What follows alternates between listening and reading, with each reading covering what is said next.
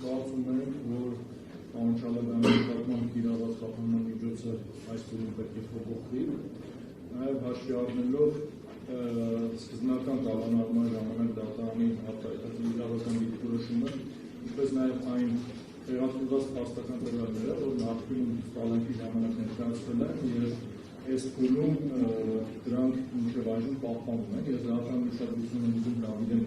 Քրիստոս հանրամատի վրա, տեսեք, երբ որ հունիսի 24-ին անչալականը կալանավորվում էր,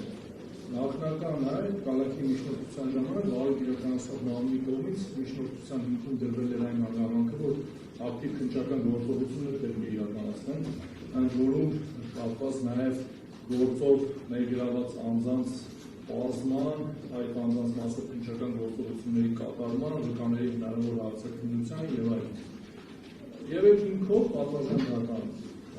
հիմքում դնելով հնարավոր խոչընդոտման հավանականությունը, մասնավորապես վկաների վրա ազդեցության հավանականությունը, որ պարոն Չալեբյանը փորձ կատարի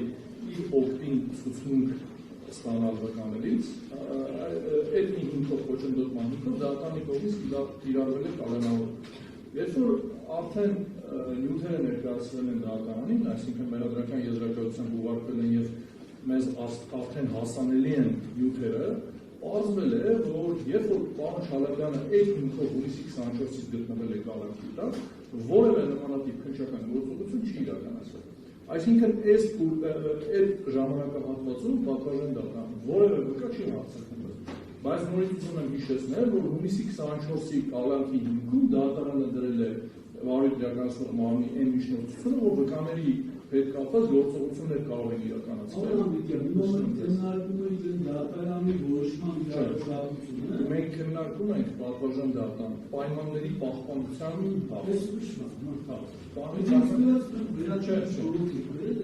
պայմանների պահպանված դիմել չդիմելու հարցը։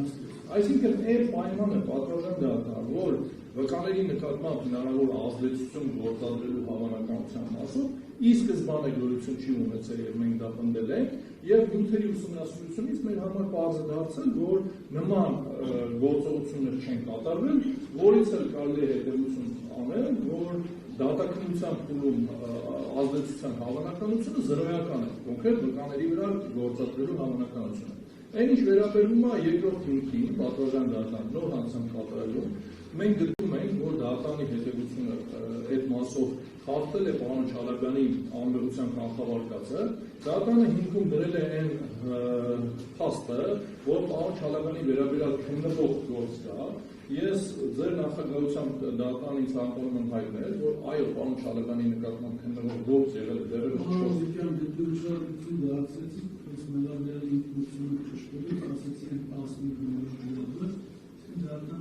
Շատ լավ,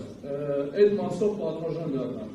քանի որ տեղյակ եք, ես ցանկանում եմ նաև այդ մասով պարոն Չալեբյանի դրսևորած վարկագծի մասին որոշակի տեղեկություններ ձեզ հայտնել, այսինքն 10 միլիոն դրամ գրավ կիրառված լինելու պայմաններում 4 տարի 15 միլիոն դրամ գրավ կիրառված լինելու պայմաններում պարոն Չալեբյանը դրսևորել է պատշաճ վարկագիծ եւ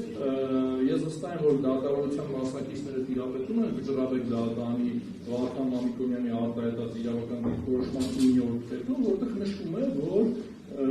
նախորդ տեղի ունեցած կամ տեղի ունեցող բարոյթային պրոցեսի ընթացքում մեղադրյալի դրսևորած վարկագիծը շատ կարևոր նշանակություն ունի հետագայում կամ հնարավոր կիրառվելի խափանման միջոցի պայմաններում։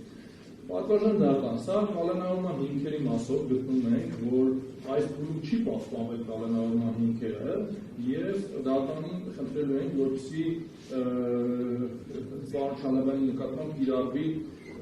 այլ խափանման միջոց, դրա մանրամասնությունների մասով պարոն Հարությունյանը կներկայացնի։ Ես քանի որ դատավարության մասնակիցները ոչ պրոֆեսիոնալ, բոլորը պրոֆեսիոնալ իրավաբաններ չեն, պատվազան դատարան։ Ես հիմնավոր կասկածին չանրադարձա դատավարության ներկաները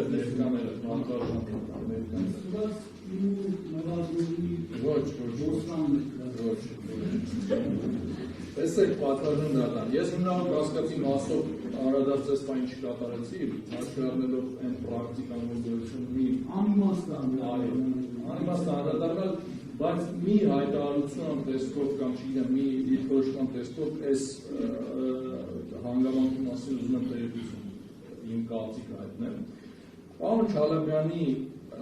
Պարոն Չալեբյանին մեղադրում են մի ձայնագրությունում արած հետևյալ արտահայտության համար, որ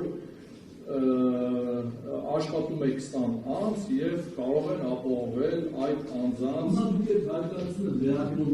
Չէ, պատվաստան դատարան։ Լավ, չանենք նման հայտարարություն, կարծում եմ պատվաստան դատարան, որ բոլոր հիմքերը առկա են, որպեսզի պարոն Չալեբյանի նկատմամբ կիրառվի հանրազատության հետ չկապված խափանման միջոց, ուստի խնդրում եմ, որպեսզի փոխել պարոն Չալեբյանի խափանման միջոցը եւ վերացնել կալանքը մնացած խափանման միջոցի կիրառման հնարավորության մասով պարոն Հարությունյան։ Կրկնակ պատմական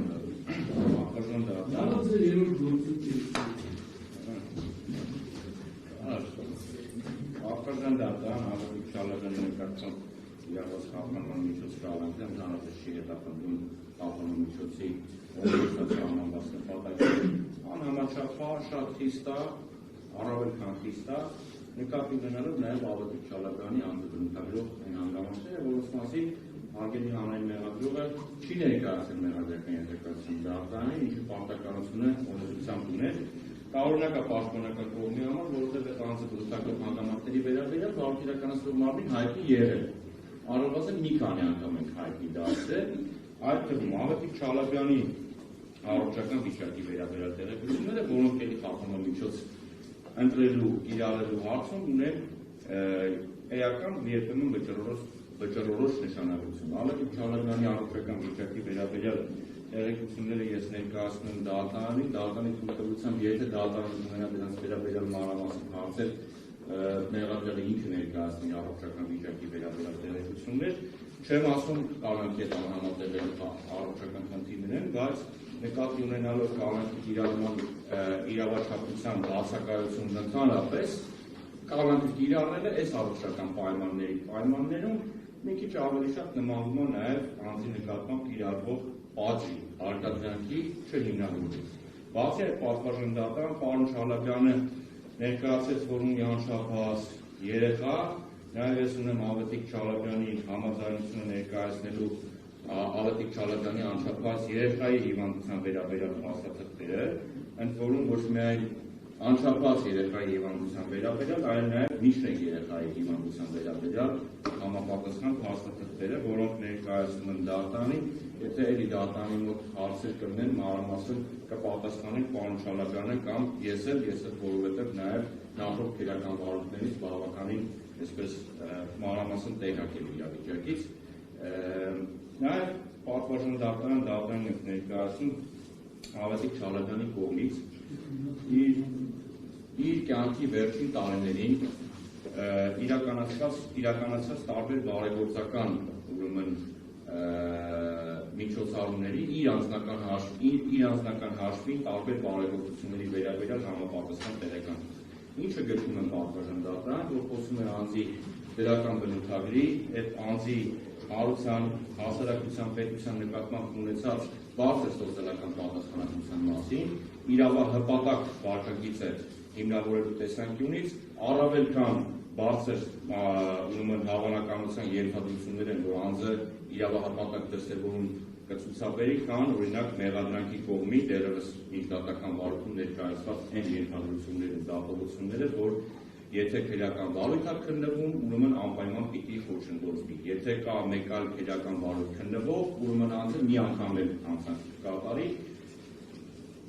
հայտնի սերիալին մանրապատումներին հիշեցնող ինչ-որ դրսևորում է, որը պատվաստան դատարան գրքում են կիրառելիքի անձին ազատությունից զրկելու տեսանկյունից։ Ես նաև փորձեմ հավելել պարոն Անդրիկյանի կողմից ներկայացված նոր հանցանք կատարելու վերաբերյալ դիրքորոշմանը, որ ոչ միայն վճռաբեկ դատարանի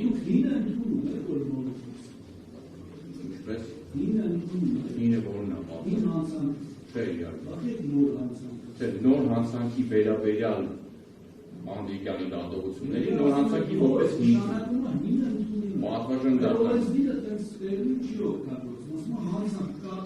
պատվաստան դատարանի հավանականություն դատական ակտում ֆիքսած է եղել պատվաստան դատարանի Չէ, պատվաժան դատան, նկատի ունենալով կալանքը կիրառելու որոշման մեջ դատարանը անսալով ուրեմն մեղադրանքի կողմից որոշմանը ինքն է օգտագործել այդ արտահայտությունը, որի վերաբերյալ մենք ճիշտ ասած վերակենիչ կտրապեք որդեր ներկայացնում յուրանքից, բայց այս առումով արդեն իսկ հայտարարում ենք, որ Չալաբյանի անմեղության կանխավարկածը խախտվել է նաև եվրոպական դատարանը մի շարք նախադեպային որոշումներով ուղիղ արգելքը հանցանք կատարելու կանոնի հիմքը պայմանավորել դեռևս քննվող և չավարտված գործի առկայությամբ։ Պատվաժան դատարան նկատեց պաշտպանական կողմը, որ դատարանը տեղակ է նաև ընթաց մեկ այլ քրեական գործի քննության ընթացքից, որ կիրառված է խափանման միջոց, գերավ 15 միլիոնի չափով։ Այո, նկատի ունեմ, որ դատարանը տեղակ է դրանից, այսինքն տեղեկացել է այդ նույն բաց ինֆոներից պատվաժան դատարան։ Այդ խափանման միջոց կիրառելու տեսանկյունից կա այն պրակտիկան ու նաև շատ արդարացի մոտեցումը, որ խափանման միջոց կիրառելիս դատարանները կարող են ղեկավարվել նաև արդեն իսկ առկա գործերի շրջանակներում մեղադրյալի դրսևորած վարկից։ Պատվաժան դատարան կիրառված 15 միլիոն գերավը միակ խափանման միջոցն է Ավետիք Չալաբյանի այդ մյուս գործով եւ Ավետիք Չալաբյանը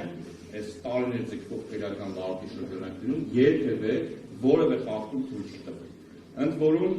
պատվաժան դատարան բացակայելու արգելքեր կիրառված չի սահմանահատումների Չալաբյանի սահմանահատումների վերաբերյալ տեղեկատվությունը նաև սույն քրեական վարությունների մեջ առկա միշտ պատշաճ դառնալու իրականացման կանոնի տեղեկացրել է ինքը անձնական մեր միջոցով մեկնել է հետ է եկել անգամ այնտեղ Ռուսաստանում օգտագործվող հեռախոսահամարը հասցել է վարույթ իրականացնող մարմնին նշել երբևէ որևէ խախտում թույլ չի տվել։ Այն պայմաններում, որ չկա խոչընդոտման որևէ հավանականություն Չալաբյանի կողմից, որտեղ դժվար է պատկերացնել, թե Չալաբյանը ինչի բջջային օպերատորների հարցման պատասխանները ոնց է, ասենք, խոչընդոտելու, որտեղ այստեղ մենք վկաներ չունենք քրեական վարույթով, առնվազն ներառական եզրակացնքի ապօրինների շարքում ներկայացված չի, նկատի ունենալով, որ նաև փախուստի ռիսկը առկա չի եղել միջդատական վարույթի կիրառված խափանման միջոցի որոշման համատեքստում Կաշկանդված չի պատվաժան դատարան, պարզապես մենք ելակետ ենք համարում այն հանգամանքները, որոնք արդեն իսկ հաստատված են, այդ ելակետից ելնելով ենք ասում պատվաժան դատարան, նկատի ունենալով նաև, որ հանցանք կատարելու հիմքը ներառել է էլի խախտի անմեղության կանխավարկածը այդպիսի հիմքի առկայությունը, նույնպես որևէ փաստական տվյալով չի հիմնավորվում, ավելի պատվաժան դատարան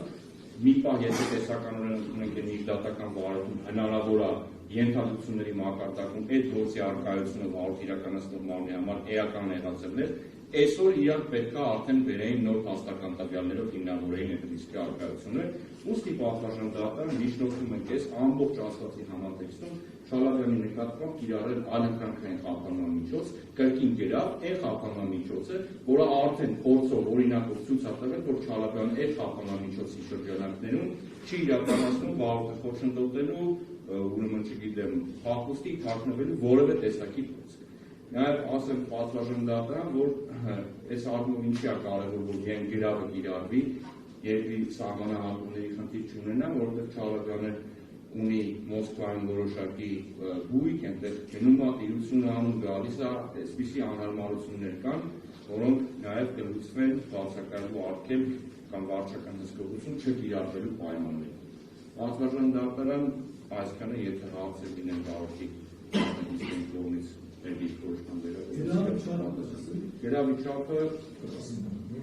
15 միլիոն։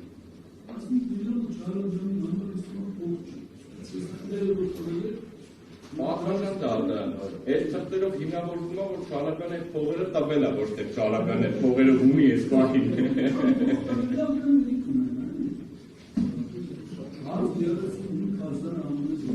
Պատվաժան դատարան թույլ կտակ, պատվաժան դատարան նկատի ունենալով, որ վարույթ իրականացնող մարմինը գերավ կիրառելու շրջանակներում նաև մեղադրյալի գույքային դերությունը պարզելու խնդիր ըստ էության պետք է լուծի, տեղեկացնեմ, եթե մանրամասներ պետք լինեն Չալաբյանը ինչի կտեղեկացնի, այն թվականների, որոնք Չալաբյանը այդ ներդրումները արել է, ունեցել է աշխատանք, ունեցել է բարձր վարձատրվող աշխատանք եւ այդ հնարավորությունները ունեցել։ Այս պահին ինքը վարձատրվող աշխատանք չունի պատվարժան դատարան, դրա համար խնդրում եմ նաեւ գրավիչ հաշվը կիրառելիս այս հանգամանքը հաշվի առնել։ Կոպիտ ասած, այն ժամանակ հարուստ ա եղել, հիմա հարուստ չի, հիմա մենակ ծախսում է, այն ժամանակ վաստակել է, հիմա ծախսում է պատվարժան դատարան։ Մի հատ 15 միլիոն էլ արդեն ունեցել է։ Սա էլ նկատի ունենանք պատվարժան դատարան, որտեղ ըստ էության էլի որոշակի նշանակություն ունի իմ կարծիքով։